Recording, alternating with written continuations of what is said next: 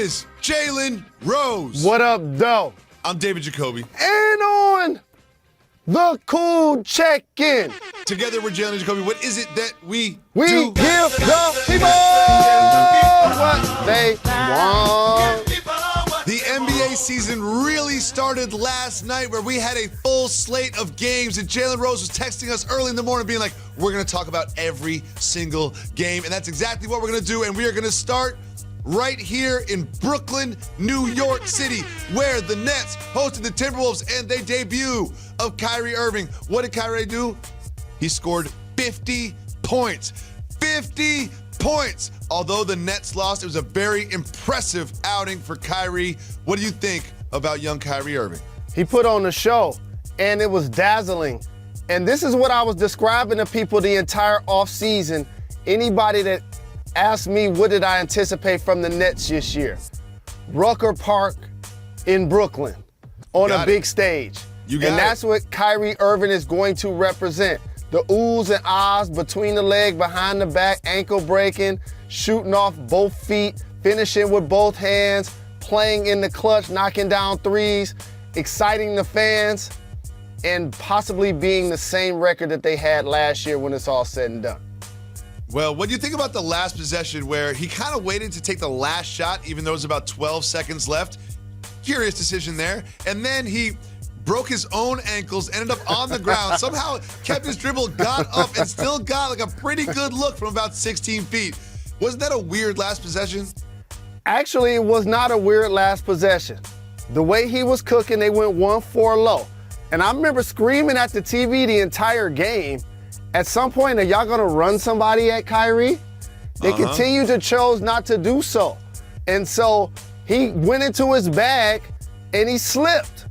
But when he got up, Jacoby, that was a wide open 16-foot shot that was uncontested. I thought that was money. And usually when you're playing the way he plays, that shot goes in. Unfortunately for he and the Nets, it didn't last night. Well, we are celebrating Kyrie, but he did lose the game to the Timberwolves, who were powered by a great performance from Karl-Anthony Towns, who had 36 points and 14 rebounds, and he did a lot of it from beyond the arc. What do you see from Karl-Anthony Towns? I saw a guy that at Kentucky, think about this. Coach Cal made sure that big fella played near that painted area on the floor, 15 to 18 feet away. And I was doing college game day those couple of years. And he was like, he can really shoot the three, but I really need him down there. And in college, he didn't shoot threes, but he always had the skill to. So for a guy his size, that's gonna give me the boards, that's gonna give me the blocks, and also can shoot with knockdown range the way he can, I think now he's poised to try to live up to the potential of a player. Just a couple of seasons ago, the GM selected him to be the player of all in the NBA that they would build around. And you know, I always say it's not what you do, it's how you do it. He's not the only big player in the league that shoots threes, but he doesn't just get catch and shoot threes. Like you saw in those highlights, little jab step, like he's like doing stuff and hitting threes, and they look good when he does it. I hope it's a big year for Karl-Anthony Towns, who said everyone was sleeping on the Timberwolves, and maybe we are. Good win for the Timberwolves last night in Brooklyn, but now we go to Philadelphia, where the Sixers hosted the Celtics in a matchup of what I would call two of the best three teams in the Eastern Conference, and it was the duo of Simmons and Embiid that carried the Sixers to the wins. Simmons had 24 points and 8 rebounds, 9 assists, almost triple-double. Embiid had 15 and 13. What did you think about this big matchup between two powerhouses in the Eastern Conference? You see those highlights of Ben Simmons finishing at the hoop with the jumping off the wrong foot? That's a trend that I love in today's game. You showed Kyrie Irving do it. Shai Gilgeous-Alexander did it. Luka Doncic. Players in today's game are so fast and so athletic that when you get going towards the basket, you don't have time to stop. In my era, it was runners and it was floaters. But these players don't necessarily take that shot because you need a great touch to shoot it. And Ben Simmons will never be considered as somebody that has a quote-unquote great touch. But however, he's a great finisher. So he made 11 field goals, all in the paint, didn't make a shot clearly outside of it, didn't make that three. That will be something we talk about later in the year. But their height and their bulk it really bothered the Celtics. Joel Embiid didn't have his best game, but he was still a physical presence along with Al Horford and Tobias Harris. All of those guys are just tall and physically imposing. And Josh Richardson, as a guard, he can play above the rim. So I like their defensive prowess, and it's hard to not appreciate them for being the best team in the East. That being said, I was disappointed in what I saw in the Boston Celtics. Me too, a little bit. I was disappointed in the Celtics. Me too. Their offense was stagnant. Players seemed to be still searching for roles.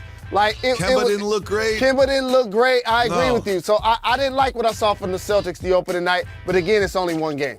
One thing, I looked at this Celtics team, and I was watching the game, and I said to myself, because I like the Celtics, and I thought Kemba in for Kyrie would actually make them better. Gordon Hayward, I want him to come back and have a bounce back year, and I'm not going to overreact to one game.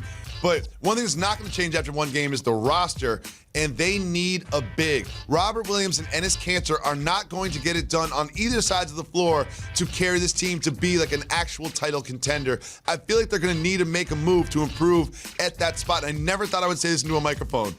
They missed Aaron Baines. They actually missed Aaron Baines. Do you think this will be a problem for the Celtics moving forward? Well, if you were going to get a former player of the Oklahoma City Thunder to play up front, I would have liked to see Steven Adams versus Enes Kanter, because he's going to provide you height, bulk, and a defensive ability that Kanter just doesn't bring you. But as I look deeper into their roster, they're really talented. I like all of their players, but individually, they seem like misfit toys all together. I like Gordon Hayward, but he can't really get his game going consistently. I like Marcus Smart and the toughness that he's going to bring, but he ain't going to be able to get a lot of minutes all of the time because you have Kemba. And then up front, I love Tatum's versatility and his ability to score, and he always keep a fresh cut. I would have taken care of Jalen Brown as well. You got to take care of the guys you take in the lottery, but it seems like all of those guys can't necessarily be on the floor at the same time. When I was watching the game last night, they were all on the floor at the same time. And that goes to what you said about their bigs lacking up front also. Well, the Sixers look great, but I do have one concern. I feel like Josh Richardson's braids were way too tight. They were crisp, they look good, but it gave me a headache just looking at his braids. Moving on to the West Coast game that we had here on ESPN, it was the Portland Trail Blazers hosting the Nuggets. Hassan Whiteside looked pretty good. I kind of liked the way he looked, but it was Jokic and the Nuggets who ended up getting the win. But there was something about Jokic's game I want to mention. He had 20 points, 13 rebounds, but he only had 2 assists. And they run their offense through him. And one of my favorite things about him is ability to pass and to create for other players. Why did you think Jokic was limited to just 2 assists? Well, Jacoby, he got 3 fouls so very early that he basically sat out the first half. So you're on the road at Portland, one of the best home teams in the league. When you insert him back into the game, now you have to figure, how can I be a dominant player tonight? And for him, it ended up being the 3-point shooting, in particular in the fourth quarter where he knocked down 3 of them.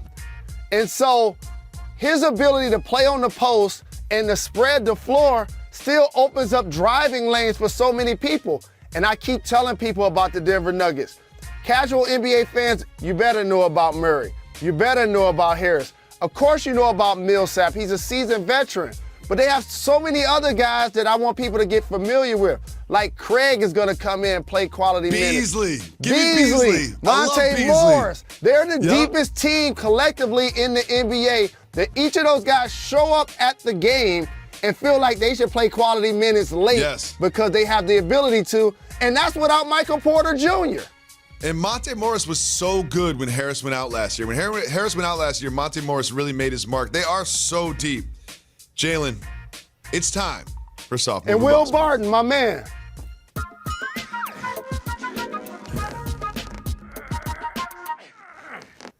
I have a nickname for your current head football coach at Michigan, and that is the Kanye West of college football. Why do I call him that? Because it seems like he's always in the news. He's always in the news, and today he's in the news for something that honestly shocked me, and rarely am I shocked by something Jim Harbaugh did. He wrote a letter to the parents of all of his current players and committed recruits. And let's just a little excerpt from the letter. Let's read that.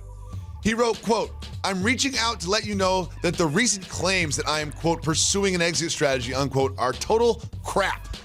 It's an annual strategy driven by our enemies to cause disruption to our program and to negatively recruit."